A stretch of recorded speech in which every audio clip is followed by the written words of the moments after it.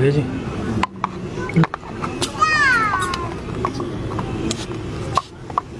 हो गया सर जिस तरह से न्यू ईयर और क्रिसमस आ रहा है तो किस तरह से पर्यटकों के इस समय आमद है, क्योंकि कोरोना काल के बाद बात की जाए तो ये पहला सीज़न है। देखिए, जहाँ तक टूरिस्ट का आने का सवाल है, हमें उम्मीद है कि अराउंड क्रिसमस जो है वो कुछ न कुछ आमद यहाँ पर बढ़ेगी।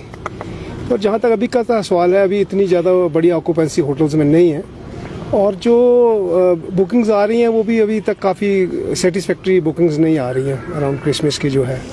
तो मैं समझता हूँ कि आने वाले समय में और कुछ 5-10 दिन के अंदर जो है ये बुकिंग्स, ऑनलाइन बुकिंग्स भी बढ़ेंगी। और एक सबसे बड़ी बात है कि क्योंकि हमारे जो पड़ोसी राज्य हैं वहाँ से ज़्यादा पर्यटक इस समय आते हैं, जैसे हरियाणा, पंजाब हो गया और इवन दिल्ली हो गया, उत्तराखंड हो गया, तो वो लोग जो हैं वो सोचते हैं कि हम बहुत नज़दीक हैं, तो just like locals they don't come with the booking, तो वो एकदम से जो है वो फ्लो बढ़ता है अराउंड क्रिसमस। पर जो जहाँ तक ऑनलाइन बुकिंग्स का सवाल है वो अभी तक बहुत कम है। सर बात कीजिए कितनी एवरेज एडवांस बुकिंग्स इस समय आ रही हैं? मैं नहीं समझता 20 से 25% से ज़्यादा अभी तक बुकिंग्स आ चुकी हैं।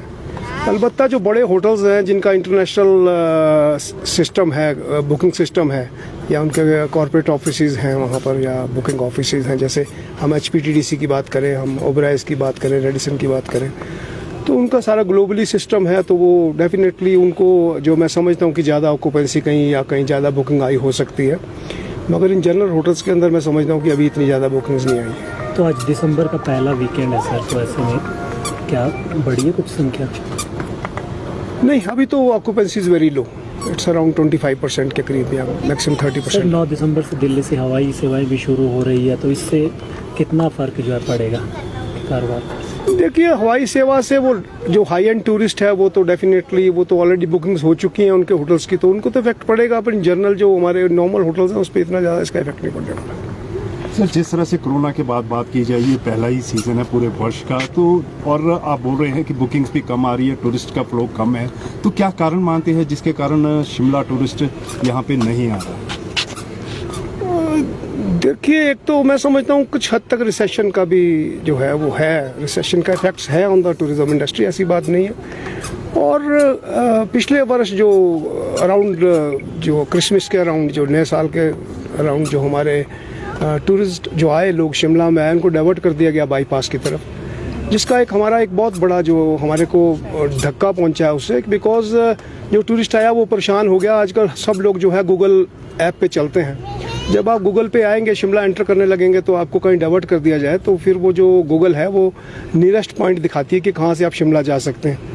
तो पिछले वर्ष यही हुआ, वो नीचे टूटीकंडी बाईपास से आगे कर दिया गया। फिर लोगों को जो आप जैसे समझते 103 नंबर के लिए जो रास्ता आता है नीचे से, अब वो टूरिस्ट है वो बेचारा नहीं चढ़ा सकता वहाँ पर गाड़ी, और कुछ लोग बेचारे वहाँ फंस भी गए, क्योंकि वो तो गूगल ने वो रूट दिखाया। जो वहाँ से निकल गए तो आगे आपने देखा होगा नाभा के पास फिर एक और ऊपर को रामनगर से ऊपर को रास्ता आता है, तो कुछ लोग वहाँ से चढ़ने का प्रयास किया, वहाँ भी वो नहीं चढ़ पाए और अल्टीमेटली वो बहुत परेशान हुए और सारा शिमला घूम के कहाँ से वो बेचारे होटलों में पहुँचे। तो उसका इफेक्ट जो हमारे को सारा साल देखने को मिला है कि सारा साल वीकेंड टूरिज्म भी जो है कम हो गया। हमें इस बार आग्रह किया है डिस्ट्रिक्ट एडमिनिस्ट्रेशन से भी, मैंने आज SP मैम को भी एक लेटर लिखी है कि आप काइंडली इसको जरूर करें कि टूरिस्ट फ्रेंडली जो है सिस्टम शुड बी देयर, ऐसा कोई मैकेनिज्म बनाए ताकि जो टूरिस्ट शिमला में आए वो परेशान ना हो। उसके लिए हमने उनको 2-3 सुझाव दिए हैं। एक तो हमने ये सुझाव दिया कि आप क्लॉकवाइज जो है ट्रैफिक को रेगुलेट करें, क्योंकि ऑल अराउंड द वर्ल्ड जहाँ पर भी ट्रैफिक को अगर रेगुलेट किया जाता है तो क्लॉकवाइज किया जाता है कि ना एंटी क्लॉकवाइज किया जाता है।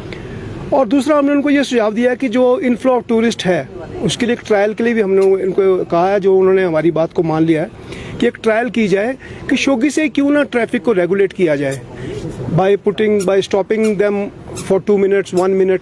जब पीछे से रेगुलेट आएगा तो मैं नहीं समझता कि एकदम से जो पूरा ट्रैफिक आपका ये टूटीकंडी बाईपास पे आ जाता है वो नहीं आएगा, रेगुलेट होके आएगा। और उसके लिए ट्रायल के लिए हमने उनको कहा कि हम उसको स्पॉन्सर करते हैं, अभी बड़ी जल्दी वो ट्रायल भी करेंगे और उससे ये बेनिफिट होगा कि पीछे से जो टूरिस्ट इनफ्लो एकदम आ जाता है वो नहीं आएगा और ये रेगुलेट हो पाएगा। सर जिस तरह से ट्रैफिक प्लान बनाया जाता है, क्या आपसे उस समय सुझाव भी लिए जाते हैं कि किस प्रकार का ट्रैफिक प्लान रहना चाहिए? देखिए, क्योंकि टूरिज्म जो है यहाँ की बैकबोन है। देखिए, पिछली बारी तो हमारे से कोई सुझाव नहीं लिया गया, मगर इस बारी हमने भी उनसे कहा कि भाई इस तरह से कैसे चलेगा, बिकॉज स्टेक होल्डर्स की भी अपनी समस्याएं होती हैं। अब जैसे अगर पिछले वर्ष ना उतना ट्रैफिक ही नहीं किया गया, जैसे आप समझें कि विकेट टनल के बाहर ही जो बैरिकेडिंग कर दी जाती है, थोड़ी सी भी बर्फ पड़ती है तो उसको बैरिकेडिंग कर देते हैं, टूरिस्ट को अंदर एंटर नहीं होने देते। अब उनके मन में ये है कि शायद लोग बुकिंग करा के आते हैं, तो वो हमें एक ही जवाब देते हैं कि सर बुकिंग वाले को तो हम जाने दे रहे हैं, मगर उनको ये नहीं पता कि 20 to 30% of the tourist coming to Shimla come through advance bookings, बाकी तो वॉक इन टूरिस्ट आ रहा है। तो जब अगर आप उसका रास्ता ही रोक देंगे तो वो कैसे आएगा। तो हमने उनसे आग्रह किया ये विकेट टनल के ऊपर लगाने की आवश्यकता नहीं है, क्योंकि तारा हॉल तक अगर हम देखें तो पूरा रास्ता बिल्कुल धूप वाला सनी है और उसमें कोई ट्रैफिक चोकिंग नहीं होती है। मगर एक अपनी सुविधा को देखते हुए कि हम वहीं रेगुलेट कर लें, हमने उनसे आग्रह किया कि कम से कम तारा हॉल तक लोगों को जाने दिया जाए, क्योंकि 50 to 60% होटल्स जो हैं वो इसी एरिया में फॉल करते हैं, और कोशिश की जाए कि लक्कड़ बाजार तक भी टूरिस्ट को जाने दिया जाए ताकि होटल में आने के लिए उनको कोई जो है कोई तंगी ना आए। श्रीनगर खुलने के बावजूद भी कोई इफेक्ट पड़ा है यहाँ शिमला के होटलियर्स में? देखिए मुझे तो आपको मालूम है 50 साल हो गए होटल इंडस्ट्री के अंदर। पहले भी हुआ करता था कि एक वर्ष, जैसे एक वर्ष श्रीनगर चलता था, एक वर्ष मंसूरी चलता था, एक वर्ष शिमला चलता था। तो जो कश्मीर है वो काफ़ी देर तक बंद होने के कारण जो है एकदम से जो कोई भी चीज़ का फ्लो खोलेंगे, आपको पानी को बंद करके खोलेंगे तो फ्लो डेफिनेटली उसका इफेक्ट पड़ेगा। तो हमारे मई जून के सीज़न में उसका इम्पैक्ट हमको देखने को मिला। मगर विंटर में तो हम लोग उनसे ज़्यादा बेटर हैं, बिकॉज हमारी रोड्स बेटर हैं, हमारी कनेक्टिविटी बेटर है। और मैं समझता हूँ कि इस बारी जो है हिमाचल में जो है वो टूरिस्ट ज़्यादा से ज़्यादा इस विंटर सीज़न में आएंगे। और ऑलरेडी आप देख रहे हैं कि ये मौसम काफ़ी ठंडा होना शुरू हो गया है। हम समझते हैं, उम्मीद करते हैं कि शायद हमें वाइट क्रिसमस या उससे पहले ही कोई बर्फ़ का ऐसा मौका मिल जाए, चाहे कुफरी में पड़े, नारकंडा में पड़े, तो कम से कम टूरिस्टों को जो आए यहाँ पर बर्फ़ एंजॉय करके जा सकें। हमसे जुड़े रहने के लिए हमारे YouTube चैनल को सब्सक्राइब करें और नई वीडियो की नोटिफिकेशन के लिए बेल आइकॉन को दबाएं। अगर आप ये वीडियो Facebook पर देख रहे हैं तो लाइक जरूर करें और ज्यादा से ज्यादा शेयर करें। इसी तरह के और भी अपडेट्स के लिए फॉलो करें हमारा Instagram पेज himachal.kesri।